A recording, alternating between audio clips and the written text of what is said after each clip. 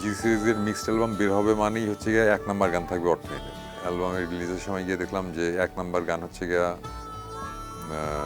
ব্ল্যাকের গান সেজে বসে আছে এর একটা রিমেক ভার্সন। ওইটা দেখে আমার খুব হাসি আসলো। আমি বললাম আচ্ছা ঠিক আছে, আজকে অর্থহীনকে নামায় দেওয়া হয়েছে এক স্টেপ নিচে, ওকে ফাইন ঠিক আছে। এপিটাফ গানটা স্বপ্নচূড়াকে আজকে এই জায়গায় নিয়ে গেছে, এটা আমি লিখে দিতে পারি এবং আমাদের ২ নম্বরে রাখলেও আমাদের আটকাতে পারেনি। স্বপ্নচূড়া অ্যালবামে এপিটাফ গানটা আসে এবং আসার স্টোরিটা খুব ইন্টারেস্টিং। সেটা হচ্ছে স্টুডিওতে আমি বসেছিলাম এবং নেমেসিসে নন্দিত নামে একটা গিটারিস্ট ছিল, তখন বাজাতো অনেক আগে। নন্দিত ছিল, সে একটা অ্যাকোস্টিক গিটার নিয়ে টুংটাং করছিল আর আমি বসেছিলাম, আমরা আড্ডা দিচ্ছিলাম।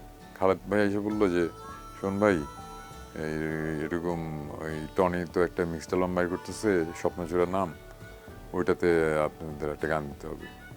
আমার চিনি না, আমি গান টান দিতে পারবো না। আমি তো তখন আর অত গান দিই না। বললাম শোন ভাই প্লিজ এইটার মধ্যে একটা গান দেন, একটা গান লাগবে, এটি যাবি।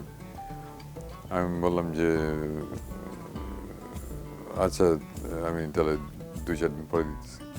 বলে যে কালকে ডিজাইন হয়ে গেছে, আজকে রাতে প্রেসে ডিজাইন যাবে, সো লিরিকটা লাগবে। আমি গানই বানাইনি, আমি লিরিক দেবো আপনি তো পারেন, শোন ভাই আপনি করে দেন। আমি বললাম আচ্ছা ঠিক আছে, তাহলে আপনারা একটু বসেন, আমি আসতেছি বলে আমি ড্রয়িং রুমে চলে গেলাম, তাদের স্টুডিও বসায়।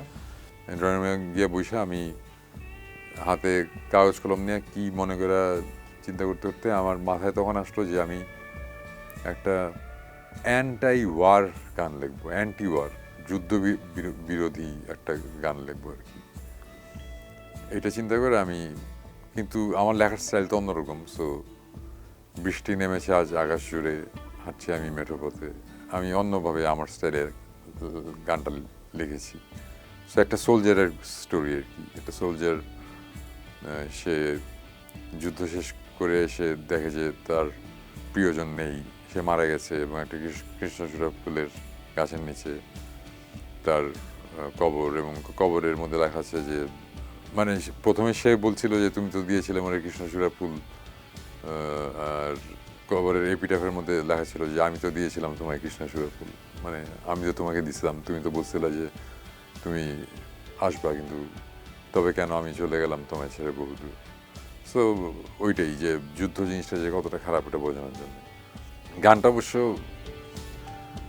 যুদ্ধবিরোধী গান হিসেবে হিট করে নাই একেবারেই, এটা একটা বিরহের গান হিসেবে মারাত্মকভাবে হিট হয়।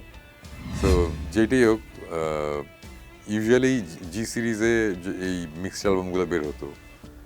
জি সিরিজের মিক্সড অ্যালবাম বের হবে মানেই হচ্ছে গিয়ে ১ নাম্বার গান থাকবে অর্থহীনের, প্রথম গান হবে অর্থহীনের গান, তারপরে অন্য যে কারো গান আসতে পারে, প্রথম গান হবে অর্থহীনের গান। আমি যেই দিন গেলাম অ্যালবামটা রিলিজ হলো, ওই দিন অ্যালবামের রিলিজের সময় গিয়ে দেখলাম যে ১ নাম্বার গান হচ্ছে গিয়া ব্ল্যাকের গান, ব্ল্যাক ফিচারিং এলিটা, সেজে বসে আছে একটা রিমেক ভার্সন। ওইটা দেখে আমার খুব হাসি আসলো। আমি বললাম আচ্ছা ঠিক আছে, আজকে অর্থনীতিকে নামায় দেওয়া হয়েছে এক স্টেপ নিচে, ওকে ফাইন ঠিক আছে। আমি খালেদ ভাই বললাম যে খালেদ ভাই আমাদের গান ২ নম্বরে, আচ্ছা ঠিক আছে ওকে ফাইন, এটা দেখা যাবে, গান ২ নম্বর আসছে, এটা দেখা যাবে কোন গান কোথায় যায়। এবং এপিটাফ গানটা স্বপ্নচূড়াকে আজকে এই জায়গায় নিয়ে গেছে, এটা আমি লিখে দিতে পারি।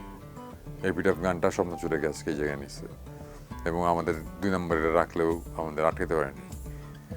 এটা আমি গর্বের সাথে বলতে পারি, আমি ব্র্যাক করতেছি না, যেটা সত্যি এটাই বলতেছি। সো এপিটাফ গানটা আমরা রিলিজ হওয়ার বোধহয় ৮-১০ বছর পরে বোধহয় পারফর্ম করছি লাইভ, এর আগে আমরা লাইভও পারফর্ম করিনি। সো গানটা করার পরে হঠাৎ করে যখন দেখি যে মানুষের এরকম রিয়াকশন, ইভেন মানুষজন কাঁদতেছে আমাদের চোখের সামনে, তখন ব্যান্ড মেম্বারদের বললাম যে দেখছো এই গান অ্যাকচুয়ালি এখন আর আমাদের ছাড়া যাবে না, এই গান করে যেতে হবে আমাদের। তারপর থেকে এপিটাফ গানটা আমরা রেগুলারলি করি। এটাই এপিটাফের স্টোরি এবং এপিটাফ এইভাবেই চলবে আর কি, মোস্ট লাইকলি সারা জীবন অর্থহীন যতদিন আছে।